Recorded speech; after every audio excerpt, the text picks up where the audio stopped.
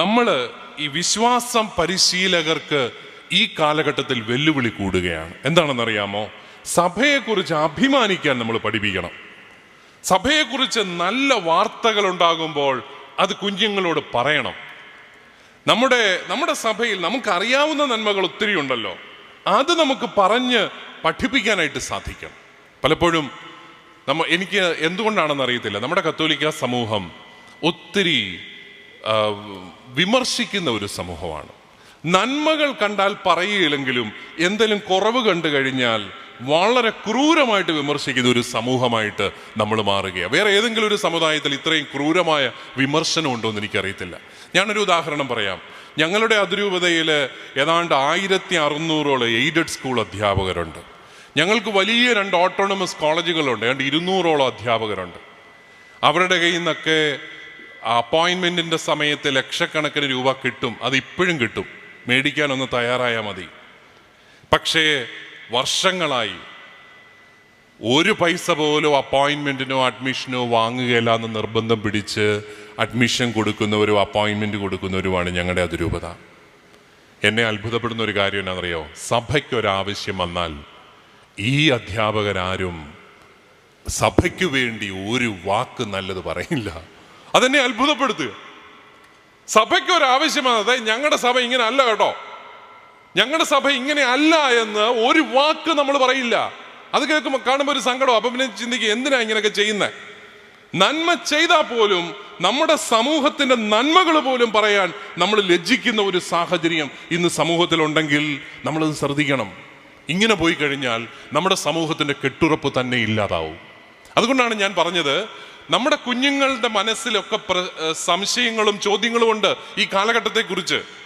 അപ്പോൾ അത് നന്നായിട്ട് പഠിച്ച് അതിൻ്റെ പിന്നിലെ അജണ്ട എന്താണെന്ന് അവരെ പറഞ്ഞ് ബോധ്യപ്പെടുത്താനും, നമ്മുടെ സഭയെക്കുറിച്ച് നല്ലത് ഉള്ള നന്മ പറഞ്ഞാൽ മതി, ഇല്ലാത്ത നന്മയൊന്നും നമ്മൾ പറയണ്ട. ഉള്ള നന്മ പറഞ്ഞാൽ തന്നെ എന്തേരമുണ്ട് നമുക്ക് പറയാനായിട്ട്. അതുകൊണ്ട് ആ ഒരു ദൗത്യം നമ്മുടെ മതാധ്യാപകർ ഏറ്റവും പ്രധാനമായിട്ട് ഏറ്റെടുക്കണം എന്നുള്ളതാണ് എനിക്ക് നിങ്ങളോട് പറയുവാനായിട്ടുള്ളത്. നമ്മുടെ സഭയെ തകർക്കാൻ ആഗ്രഹിക്കുന്ന എല്ലാവരും ഏറ്റവും ആദ്യം തല്ലുന്നത് ഹയരാർക്കിയാണ്. മാർപ്പാപ്പ, മെത്രാന്മാർ, വൈദികർ, പിന്നെ നമ്മുടെ ഇടവകയിലേക്ക് വരുമ്പം കൈക്കാരന്മാർ, എല്ലാവരും ഹയരാർക്കിയുടെ ഭാഗമാണ്. കുടുംബ കൂട്ടായ്മ ലീഡേഴ്സ്, പ്രതിനിധി യോഗാംഗങ്ങൾ, എല്ലാവരും ഓർക്കുന്ന ഹയരാർക്കി എന്ന് പറഞ്ഞാൽ അച്ഛനും കന്യാസ്ത്രീയും കൊണ്ട് നിൽക്കുന്ന അല്ല. ഇടവകയിലെ നേതൃസ്ഥാനത്തുള്ളവരെല്ലാം ഈ ഹയരാർക്കിയുടെ ഭാഗമാണ്. ഹയരാർക്കി എന്ന് പറയുന്നത് അടിച്ചമർത്തലിൻ്റെ ഒന്നും ഒരു കാര്യമല്ല. നിങ്ങൾക്കറിയാം, ഒരു പള്ളി പണിയാൻ തീരുമാനിക്കുന്നത് പൊതുയോഗമാണ്. പള്ളിയുടെ മുഴുവൻ കണക്കുകളിലും പൊതുയോഗത്തിലും പ്രതിനിധി യോഗത്തിലും എല്ലാം കിട്ടും. ഇവിടെ ആരെയും അടിച്ചമർത്തുന്നൊന്നുമില്ല. പക്ഷെ നേതൃത്വമുണ്ട്. ശരിയാ, ഒരു വൈദികൻ നേതൃത്വം കൊടുക്കുക. ആ നേതൃത്വം ഇല്ലായിരുന്നെങ്കിൽ നമ്മുടെ സമൂഹം ഇന്ന് എവിടെ പോയി നിന്നേനെ? ഒരുമിച്ച് കൂട്ടാൻ ഒരു വൈദികൻ ഇല്ലായിരുന്നെങ്കിൽ നമ്മുടെയൊക്കെ ഇടവുകൾ എവിടെ പോയേനെ? ഈ വൈദികർ എല്ലാ കാലത്തും നമുക്ക് ഉണ്ടാവുമെന്ന് പറയാൻ പറ്റുമോ? ദൈവവിളി സ്വീകരിച്ച് നമ്മുടെ ചെറുപ്പക്കാർ വന്നാൽ മാത്രമേ ഉള്ളൂ നമുക്ക് വൈദികർ ഉണ്ടാവത്തുള്ളൂ. അപ്പോൾ നമ്മൾ മനസ്സിലാക്കേണ്ടത്, ഹയരാർക്കി സഭ നിലനിൽക്കാനായിട്ട് ദൈവം തന്ന ഒരു ദാനമാണ്. മെത്രാന്മാർ മാറിപ്പോകും, കർദിനാളന്മാർ മാറിപ്പോകും, മാർപ്പാപ്പ മാറിപ്പോകും, സിസ്റ്റേഴ്സൊക്കെ മാറിപ്പോകും. അപ്പോഴും നിലനിൽക്കുന്നത് സഭയാണ്. ആരുടെയും വലിയ അപ്രമാദിത്വമൊന്നുമല്ല സഭയിൽ നടക്കുക. നമ്മളെല്ലാം പക്ഷേ ഈ സംവിധാനം നിലനിൽക്കുകയാണ്. അതുകൊണ്ട് സഭയുടെ ഐക്യം ഈ 2019 വർഷങ്ങളിൽ നിലനിന്നെങ്കിൽ അതിനു വേണ്ടി ദൈവം തന്നെ ഒരുക്കിയ ഒരു സംവിധാനമാണ് ഹയരാർക്കി, സഭയിലെ ഈ അധികാരത്തിന്റെ ശുശ്രൂഷയുടെ ശ്രേണി എന്ന് പറയുന്നത്.